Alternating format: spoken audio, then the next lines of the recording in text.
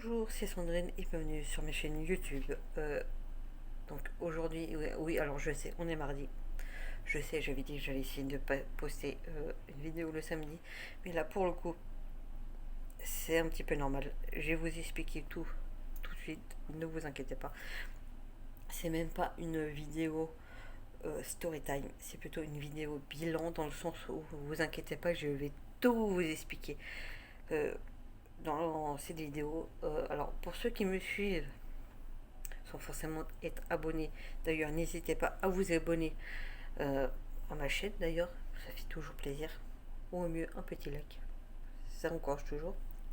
Donc, pour ceux qui ont pu suivre un peu ma chaîne et certaines de mes vidéos, euh, ça fait déjà un bon petit moment que j'ai eu un problème au niveau de mon dos, notamment au niveau du bassin, autre que ma scoliosifose et lordose, entre guillemets, parce que j'ai la totale à ce niveau-là.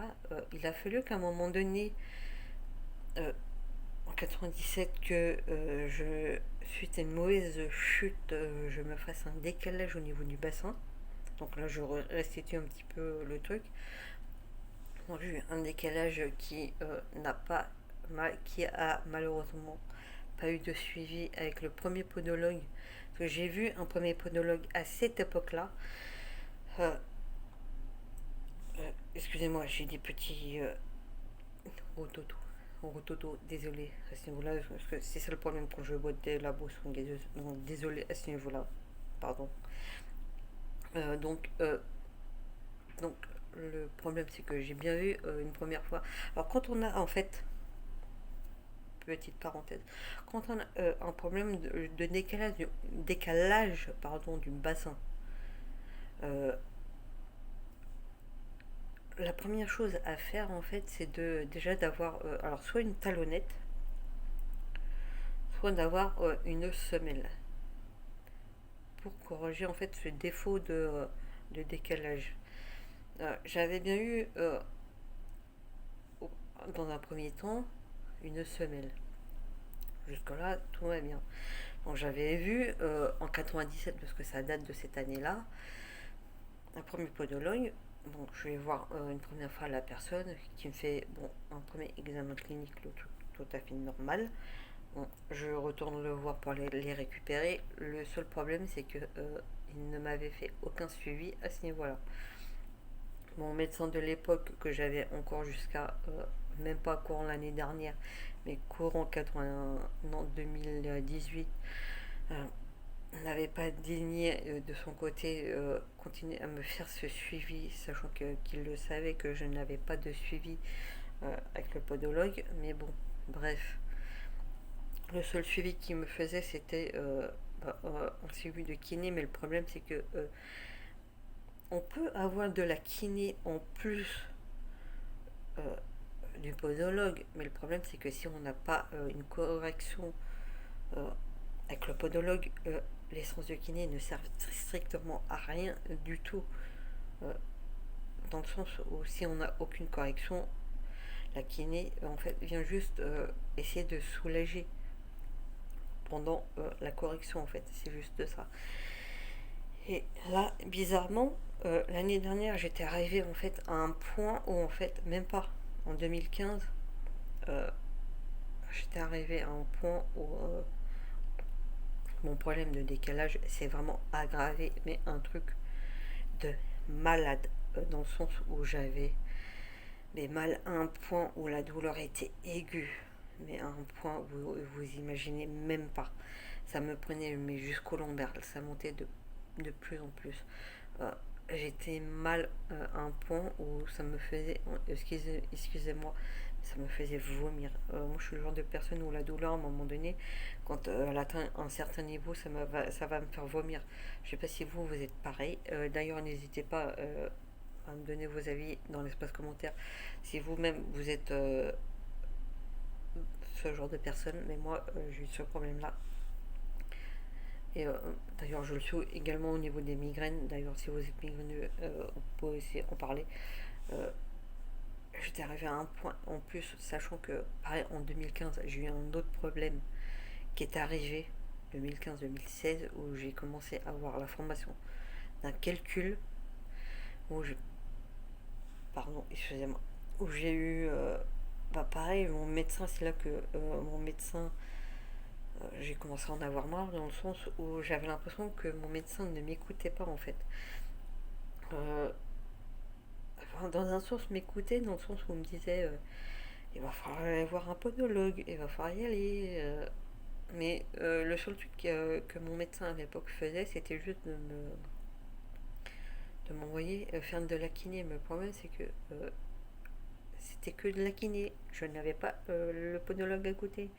Donc en fait, la kiné ne servait strictement à rien du tout.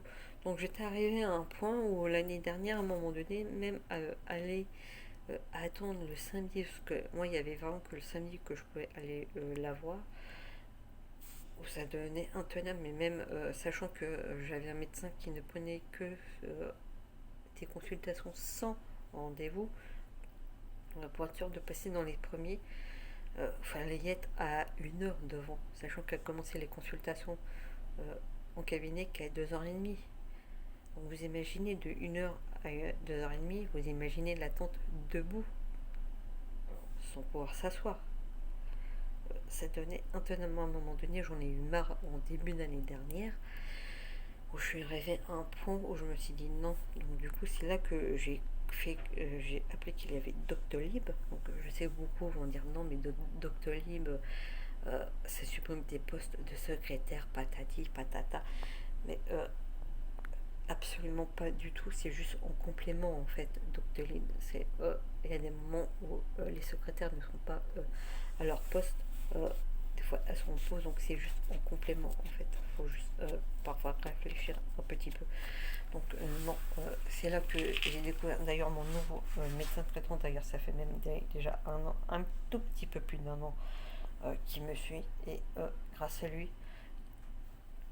j'ai enfin un médecin qui est même encore à l'écoute et régulièrement. D'ailleurs déjà j'y vais beaucoup moins. En un an j'ai dû le voir peut-être 4 ou 5 fois.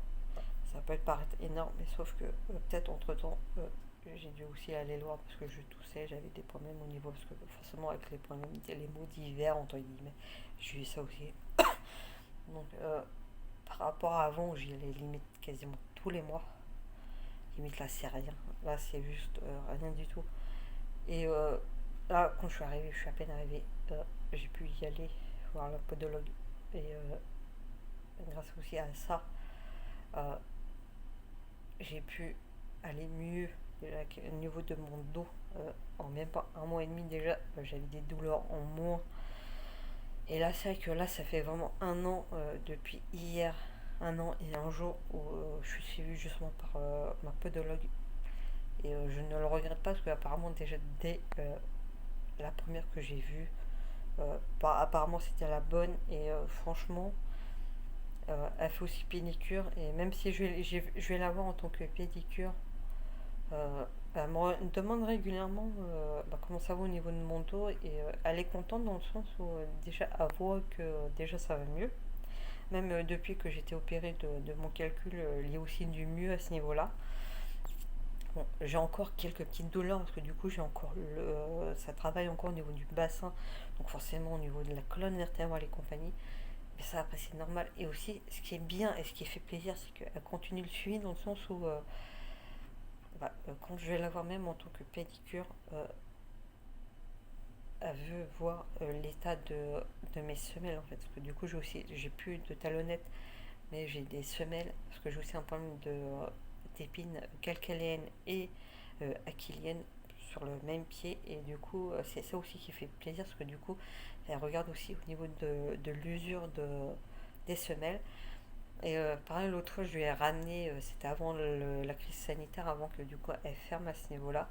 Je lui avais ramené aussi l'état de mes talonnettes, parce qu'à défaut, nous sommes de mettre ma semelle, ma paire de semelles, je mets les talonnettes. Et c'est ça aussi qui fait plaisir, c'est d'avoir aussi un suivi au niveau du podologue.